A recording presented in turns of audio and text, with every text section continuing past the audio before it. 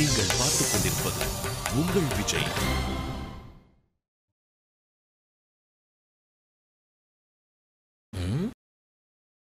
என்ன பொன்னாடையெல்லாம் போத்திட்டு உட்காந்துட்டு இருக்கிற காலையிலே?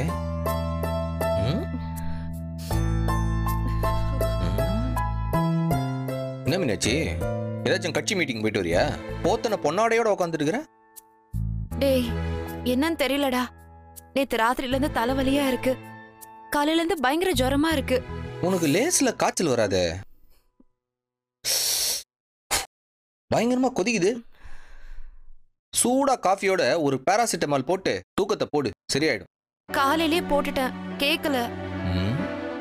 தெரு முனையில ஒரு டாக்டர்மா இருக்கிறாங்க. அந்த அம்மாவை பார்த்துட்டு பக்கத்து கடையில பிரெட் வாங்கி சாப்பிடு, சரியாயிடும்.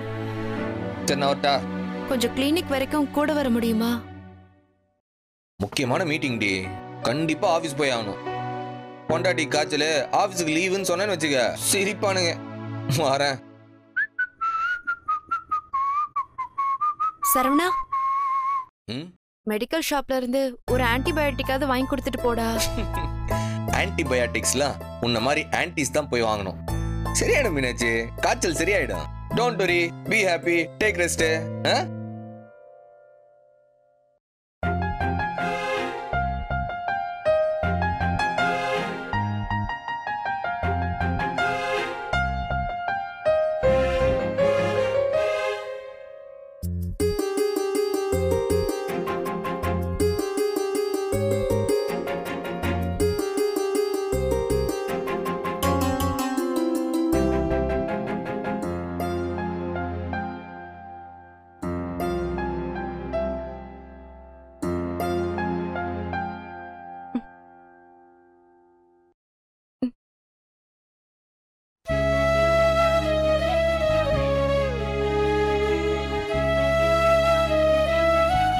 எந்திரிச்சு உட்காரு.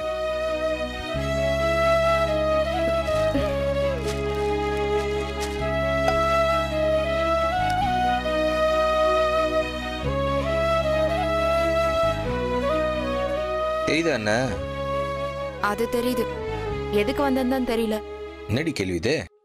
கட்டின பொண்டாட்டி காய்ச்சல்ல துடியா துடிச்சிருக்கிறப்ப நான் எப்படி ஆபீஸ் போக முடியும்? நடிக்காதடா, உனக்கு ஏதோ மீட்டிங் கேன்சல் ஆயிடுச்சு. இரு ஒரு நிமிஷம்.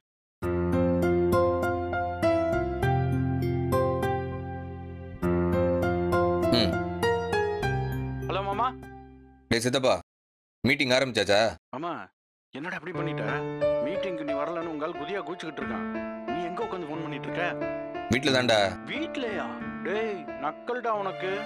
இல்ல சித்தப்பா, ஒய்ஃபுக்கு காய்ச்சல்டா. வாடா வந்து சொல்லு, உன் ஒய்ஃபுக்கு காய்ச்சல்னு. சிரிக்க போறாங்க, ஆப் படிக்க போறாங்கடி உனக்கு. டேய் சித்தப்பா, அவனுங்க ஆப் அடிச்சாலும் சரி, ஆணி அடிச்சாலும் சரி, இந்த சரவணன் அசர மாட்டான். ஃபர்ஸ்ட் ஃபேமிலி, அப்புறமா தான் ஆபீஸ். இந்த ஆபீஸ் இல்லனா வேற ஆபீஸ்க்கு வேலைக்கு போலாம்டா. இந்த ஒய்ஃப் இல்லனா இன்னொரு ஒய்ஃப் கிடைக்குமா? இங்க பாரு சித்தப்பா, ஒன்னு சொல்றேன் கேட்டுக்க. கட்டின பொண்டாட்டி கண்ல இருந்து ஒரு சொட்டு கண்ணீர் வந்தாலும் கட்டினவன் ஆம்பளை இல்லைன்னு நினைக்கிறவன்டா இந்த சரவண. ஆமா, ஒய்ஃப பக்கத்துல வச்சுட்டு ஸ்பீக்கர் போன்ல பேசுறியா என்ன? சித்தப்பா, உன்னை இங்க யாரோ கூப்பிடுறாங்க பாரு. அதான பார்த்தேன். சிஸ்டர், நீங்க உடம்ப நல்லா பாத்துக்கங்க. ஏய், வச்சறேன்டா.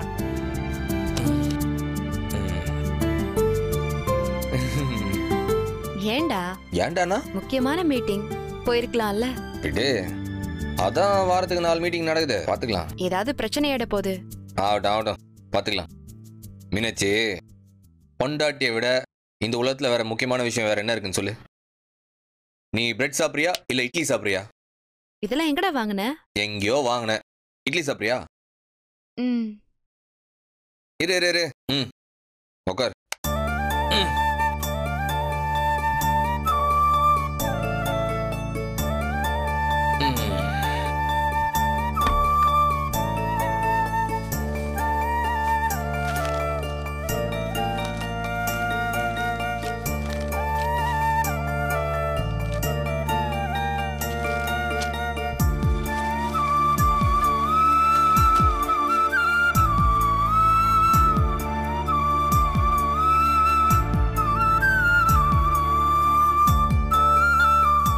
போதும் போதும்.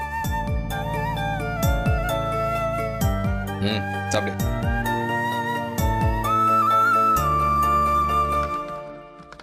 மீனாட்சி மாத்திரை வேணான்ட்டேன். அந்த டாக்டர் அம்மா ஊசி போடுறதுலே இருக்கும். நீ ஊசி போட்டு அலறுவ, எதுக்கு வம்பு? அதான் அந்த அம்மா எப்பயும் எழுதுற அந்த ஜெம்ஸ் மாதிரி இருக்கிற ஆன்டிபயோட்டிக்ஸை வாங்கிட்டு வந்துட்டேன்.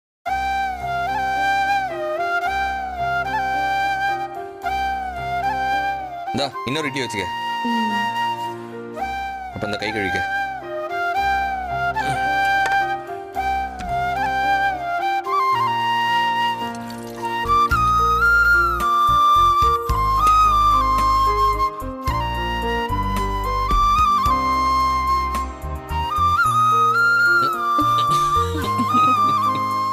இந்த தண்ணி குடி.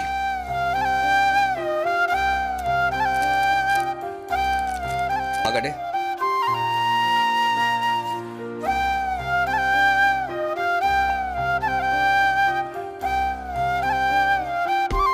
டேய், எதுக்கு திடீர்னு இவ்ளோ அக்கறைன்னு தெரிஞ்சுக்கலாமா? என்னாச்சு? முன்னாடிலாம் நம்ம சேர்ந்து இருந்தோம். நான் ஆஃபீஸ் போயிட்டா கூட ஏதாச்சும் எமர்ஜென்சின்னா அப்பா பார்த்துப்பாரு, இல்லைன்னா அம்மா இருந்து பார்த்துப்பாங்க.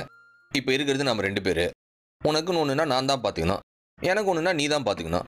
இந்தா பால் சாப்பிடு. வேணாம்.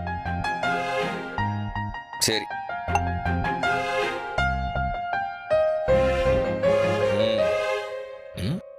என்ன பார்க்குற? சில சமயம் பயங்கரமா சொதப்புற, சில சமயம் நல்லவ மாதிரி அசத்துற. உன்னை புரிஞ்சுக்கவே முடியலையே. அப்படி இருந்தா தானே மீனாட்சி வாழ்க்கை இன்ட்ரெஸ்டிங்கா இருக்கும். எப்பவும் ஒரே மாதிரி இருந்தா போர் அடிக்குது. நீ அப்படியே படுத்துக்க.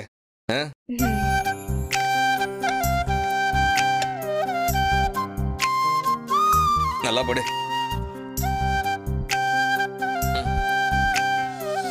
நல்லா தூங்கு. நீ ஆபீஸ் போலையா? இங்கதான். நீ கண்ணை மூடி தூங்குடி. தூக்கம் வரலப்பா. நான் வேணா உனக்கு ஒரு பாட்டு பாட்டா? பச்சை மலை பூவு நீ உச்சி மலை தேனு, குத்தங்குற ஏது நீ நந்தவனத்தேரு,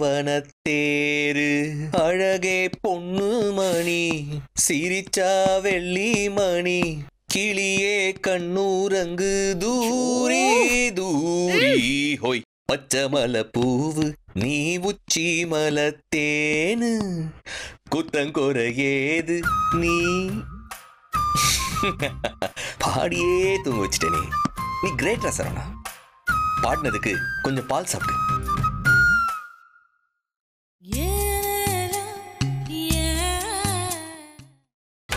நீங்கள் பார்த்துக் கொண்டிருப்பது உங்கள் விஜய்.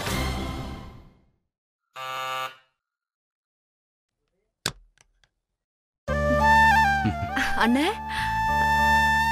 வாண்ண, உட்காருண்ண. எப்படிமா இருக்க? நல்லா இருக்கேண்ணே. நீ எப்படி இருக்க? இருக்கேன். என்னண்ணே குரலே சரியில்லை? ஒன்றும் இல்லைப்பா. இல்லண்ணே, ஏதோ சரியில்லை. இல்லைப்பா, ஊரில் அங்கிட்டு இங்கிட்டு ஓடி பிஸியாக வேலை செஞ்சுட்டு இங்கே வந்து இப்படி சும்மா உட்காந்துருக்குது என்னமோ மாதிரி இருக்குமா. விடுண்ணே, ஓடி ஓடி உழைச்சல. இந்த மாதிரி கடவுளா பார்த்து கேப் கொடுக்கறப்போ ரெஸ்ட் எடுத்துக்க வேண்டியதுதான். அண்ணி எங்கண்ணே வேலைக்கு போயிடுச்சா? ஆமாப்பா, காலையிலே கிளம்பிட்டா. சரி, உனக்கு ஏதோ காய்ச்சல்னாங்களே, இப்போ எப்படி இருக்கு? அதுக்குள்ள அந்த நியூஸ் வந்துருச்சா? அதான் மாமா ரவுண்டிங்ல இருக்காரு, அவரு அந்த நியூஸை கொண்டு வந்தது. சாதாரண காய்ச்சல் தான், நேத்தே சரியா போயிடுச்சு. உனக்கு காஃபி ஏதாவது தரட்டானே? மீனாட்சி, இல்லைம்மா, மதியானம் சமைச்சிட்டியா?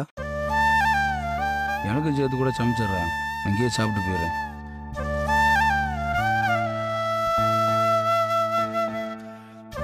என்னண்ணே ஆள் ரொம்ப டல்லா இருக்கிற மாதிரி இருக்கு?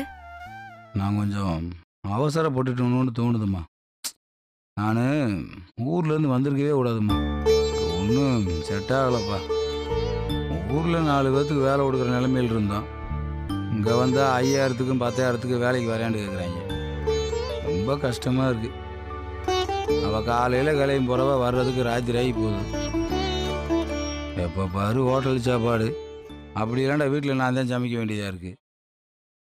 நல்ல சாப்பாடு சாப்பிட்டு ரொம்ப நாள் ஆச்சுமா.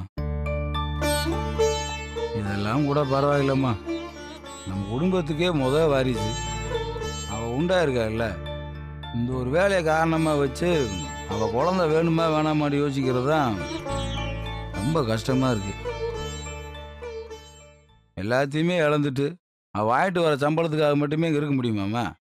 அண்ணே, ஆரம்பத்துல எல்லாம் அப்படிதான் தெரியும், போக போக சரியாயிடும். வேலையை விடுமா. குழந்தை விஷயத்தில் இப்படி அவள் அடம் பிடிக்கிறனால தான் எனக்கு என்ன செய்யறதுனே தெரியல. எனக்கு என்ன காலேஜ் போகிற வயசாமா பிள்ளைய லேட்டாக பத்துக்கலாம்ன்றதுக்கு.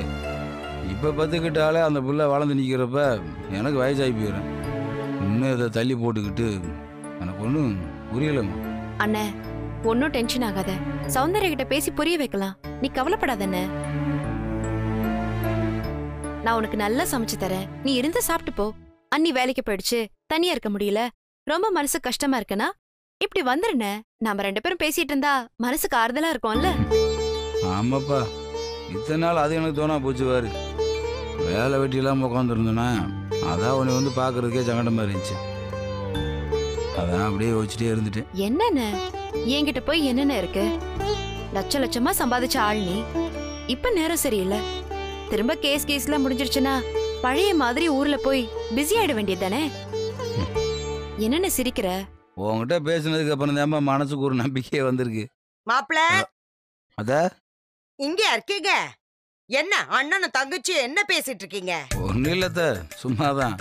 ஏதோ குசு குசுன்னு பேசுனீங்க, கிசு கிசுன்னு சிரிச்ச மாதிரி இருந்தது. கேட்டா ஒன்னும் இல்லைங்கிறீங்க. ஒன்னும் இல்லத்த, நல்லா சாப்பிட்டு ரொம்ப நாள் ஆச்சு. அதான் தங்கச்சி கையால ஒரு வாய் சாப்பிட்டு போலான்னு வந்தேன். மாப்பிள என்ன வார்த்தை சொல்லிட்டீங்க? எனக்கு தெரிஞ்ச ஆயக்கலை 64யும் என் மகளுக்கு கத்து கொடுத்து அனுப்பினே. அவ சமையல் சரியில்லையா? சிக்கன்லயே 100 வெரைட்டிஸ் பண்ண கத்து கொடுத்தனே, அதுல ஒரு வெரைட்டி கூட உங்களுக்கு பிடிக்கலையா? அவ chicken super star, mutton mega star, மொத்தத்துல ஒரு பவர் ஸ்டார். இந்த ஸ்டார் சமையல் உங்களுக்கு பிடிக்கலையா? ஐயோ தமிழகமே, ஆர்ப்பரிக்கும் தமிழனமே, தனி ஒரு மனிதனுக்கு டேஸ்டான உணவில்லை என்றால் இந்த ஜகத்தினை அழித்திடுவோம். நான் ஒன்று கேட்கிறேன், இந்திய ஏகாதிபத்தியமே, மனம் கொள்ளும் என் மருமகனுக்கு மதிய உணவை தர மறுத்தது யார்?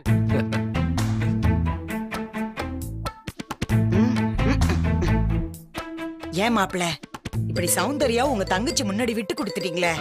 அதுல இந்த தங்கச்சி எனக்கு புரியுது. சௌந்தர்யா சமையல வாயில வைக்க முடியாதுதான். இருந்தாலும் அத மீனாட்சி கிட்ட சொன்னா அவ எப்படி சௌந்தர்யா மதிப்பா? இந்த மாதிரி நல்ல சாப்பாடு சாப்பிடணும்னு உங்களுக்கு தோன்றப்ப எனக்கு ஒரு போன் அடிங்க. அடுத்த 5வது நிமிஷம் அங்க இருப்பேன், அடுக்கு கேரியரோட. வீட்டுக்குள்ள அவளை அடிங்க, உதைங்க. அடுத்தவங்க வீட்டுல வந்து அவளை விட்டு கொடுக்காதீங்க மாப்பிள. இல்ல இந்த சமையல் மேட்டர்லாம் ஒரு பெரிய விஷயமே இல்லை. இந்த சௌந்தர்யா பிள்ளை வேணாம்னு ஒத்த கால நிக்கிறா. அதுக்கு ஏதாவது பண்ண முடியுமான்னு பாருங்க மாப்பிள. அந்த பிரச்சனை என்கிட்ட விடுங்க. உங்களுக்கு ஒரு பிள்ளை தேவையோ இல்லையோ அது எனக்கு தெரியாது. எனக்கு பேர பிள்ளை கண்டிப்பா தேவை. அவ பிள்ளைய பெத்துக்கிறா. இன்னும் எண்ணி 10 மாசத்துல அந்த வீட்டுல குழந்தை சத்தம் கேட்டே தீரும். இந்த ஒரு உதவி மட்டும் பண்ணுங்க, உங்களை ஜென்மத்துக்கு மறக்க மாட்டேன். மாப்பிள பெரிய வார்த்தையெல்லாம் பேசாதீங்க, இது என் கடமை மாப்பிள, கடமை. என்னடி சமைக்கிற என் மாப்பிளைக்கு?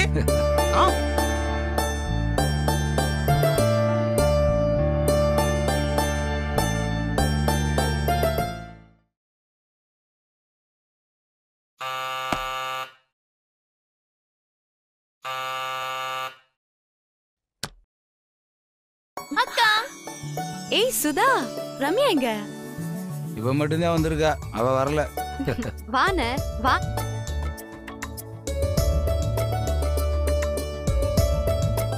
உட்காரு. அவ ஏண்டி வரல? இல்ல, அவ அத்தை வீட்லயே இருக்கன்னு சொல்லிட்டா. அத்தை வீட்லயா? உங்களுக்கு காலேஜ்ல சீட்லாம் பாத்துருக்கு? முன்னாடினா மெட்ராஸ்ல ஒரு வீடு இருந்துச்சு, இப்பதான் 3 வீடு இருக்க. எங்க தங்கி படிக்கலான்னு ஒரே குழப்பமா இருந்திருக்கேன். நியாயமா பார்த்தா என் வீட்டிலே தான் தங்கியிருக்கேன்னு. சௌந்தர்யாவுக்கு இவங்களுக்கு எந்த அளவுக்கு செட் ஆகும்னு தெரியல. ஓ வீட்டில் இருக்கலாண்டா நீ வேலைக்கு போக ஆரம்பிச்சிருவ, இவங்களை கரெக்டாக கவனிச்சுக்க முடியாது. மாமா வீட்டில் இருக்கிறதுக்கு வாய்ப்பே கிடையாது. இப்படி எல்லாத்தையும் யோசிச்சுக்கிட்டு அவள் எங்கேயும் வரலன்ட்டு அங்கேயே தங்கிட்டா போல இருக்கு. நீ எங்கடி தங்குறதா உத்தேசம்? கொஞ்ச நாள் உன் கூட, ஒரு 3-4 மாசம் கழிஞ்சதுக்கு அப்புறம் அண்ணன் கூட. அது என்னப்பா அது 3 மாச கணக்கு? அன்னைக்கு ஹெல்ப்ஃபுல்லா இருக்கலாமேனுதான். ஓ, அதுக்குள்ள நியூஸ் அங்க வரைக்கும் வந்துருச்சா? என்ன நான் இப்படி சொல்ற? உன் பிள்ளைக்காக ரம்யா இப்பவே பெங்களூர்ல அது இதுன்னு வாங்கி வச்சிட்டு இருக்கா. 3 அத்தைங்கல்ல. ஆமாப்பா, அண்ணன் பையனத்தான் பத்துக்கலான்னு இருக்கேன். ஏன்னு பொம்பளை பிள்ளைதான் வேணும்ப, இப்ப எல்லார் மாதிரி ஆம்பளை பிள்ளைதான் வேணும்னு சொல்ற? இல்லப்பா, பொம்பளை பிள்ளைய பத்துக்கிட்டாச்சுன்னா உங்க கூட சம்மந்தம் பண்ண முடியாதுல்ல. வயசாகி அது சீக்கிரம் பெரிய ஆகி போயிடும். அப்புறம் உங்க பசங்க எல்லாம் யாரையுமே கல்யாணம் பண்ண முடியாது. நாமளை பிள்ளைய பத்துக்கிட்டேன்டா 3 அத்தைங்க இருக்கீங்க, 3 பேரும் ஆளுக்கு ஒரு பொம்பளை பிள்ளைய பார்த்தீங்கடா, நம்ம பையன் அவங்க பொண்ணுகளை பூரா வரிசையா நிப்பாட்டி அதில் ஒரு பொண்ணை செலக்ட் பண்ணட்டும். என்னன்னு என் வீட்டுல சம்பந்தம் பண்றேன்னு சொல்லிட்டு இப்ப சுதா கிட்டயும் பொண்ணு கேக்குற? இல்லப்பா, முதல் சாய்ஸ் உனக்கு தான். உன் பொண்ணை கட்டிட்டு தான் மறு வேலை. அண்ணா ஏ, அண்ணன் என்ன ஒரு வயலோட விட்டுருவானா? இந்த 2 சிங்க குட்டிகளை ரிலீஸ் பண்ணிடுவான். ஓ வீட்டில் ஒன்று, ரம்யா வீட்டில் ஒன்று எடுத்துருவான். சரி, அக்காவுக்கு பையன் பிறந்துட்டா அப்ப என்ன செய்வ? பையன் பிறக்கிற வரைக்கும் வெயிட் பண்ணி 3 வருஷம் கழிச்சு பொம்பளை பிள்ளைய பத்துக்கிற வேண்டியதான்.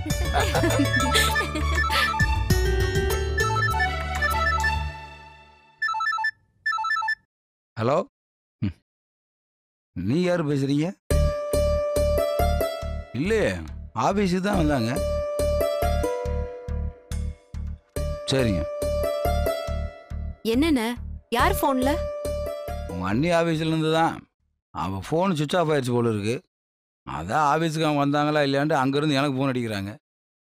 ஆஃபீஸே முடிஞ்சதுக்கு அப்புறம் தான் அவளை தேடுவாங்க போல இருக்கு. அப்புறம் என்னாச்சு, நம்ம வீட்டில் இருக்கும்போது எப்பயாவது ரொம்ப பசிக்குது, ஏதாவது சாப்பிட்றதுக்கு இருக்கான்னு கேட்டால் எமர்ஜென்சி ஒரு உப்புமா பண்ணுவேன். அதை பண்ணுமா, அண்ணன் சாப்பிட்டு கிளம்புறேன். ஆமாக்கா, பண்ணுக்கா.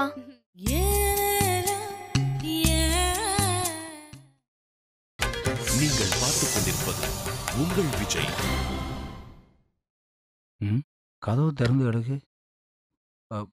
சௌந்தர்யா, கதவை திறந்து விட்டு எங்கே போயிருப்பா?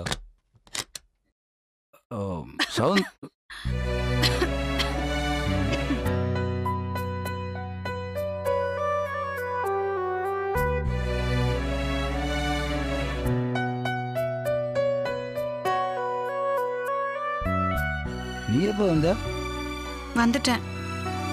என்ன உடம்பு சரியில்லையா? அதெல்லாம் ஒன்றும் இல்லை. ஆஃபீஸ்ல இருந்து சீக்கிரம் கிளம்பிட்டியா? நீங்க எதுக்கு ஆஃபீஸ்க்கு ஃபோன் பண்ணீங்க? நான் எங்கே ஃபோன் பண்ணேன், அவங்க தான் என் நம்பருக்கு ஃபோன் பண்ணாங்க. அது எப்படி பண்ணுவாங்க? உன் ஆஃபீஸ் அப்ளிகேஷனில் இன்னொரு நம்பர் வேணும்னு கேட்டதுக்கு என் நம்பரை தானே கொடுத்துருந்தேன். ஓ, இதில் இல்லாமல் கூட சந்தேகம். சாரி. உடம்பு சரியில்லையான்னு? இல்லையே. அப்புறம் என்ன இந்த நேரத்தில் படுத்து தூங்கிட்டு இருக்க? என்ன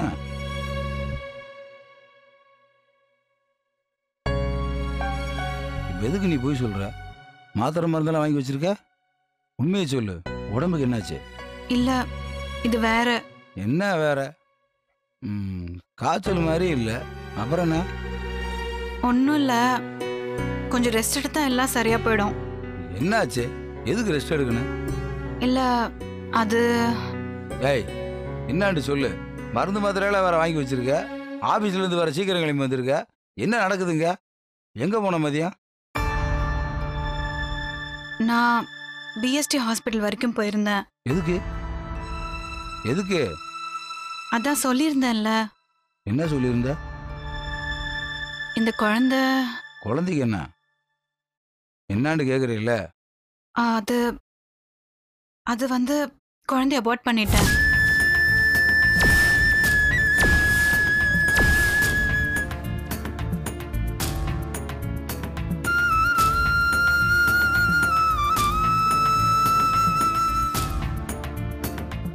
சாரி, சொல்லிட்டு பண்ணிருக்கலாம்.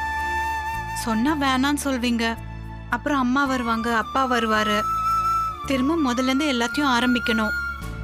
அதான் யார்கிட்டயும் சொல்லல. ஏற்கனவே பேசின விஷயம் தானே, அப்புறம் ஏன் இவ்வளவு அதிர்ச்சி ஆகணும்? யோசிச்சுக்கோன்னு தானே சொன்னீங்க. நல்லா யோசிச்சு பார்த்தேன், இதான் சரின்னு தோணுச்சு, பண்ணிட்டேன்.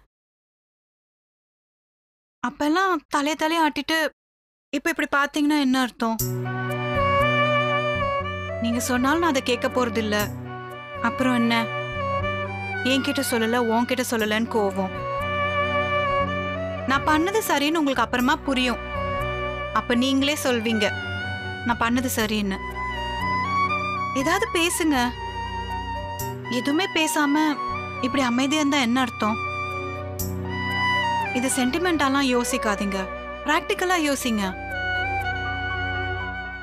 என்னங்க நீங்க பாக்குறது பார்த்தா மொத்த பழியும் என் மேல போட்டுருவீங்க போல இருக்கு.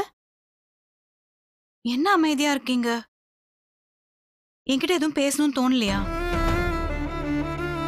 ஏதாவது பேசுங்க.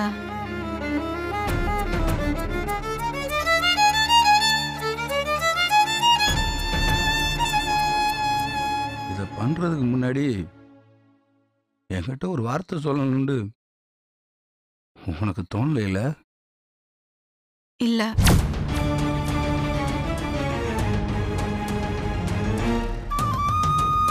என்ன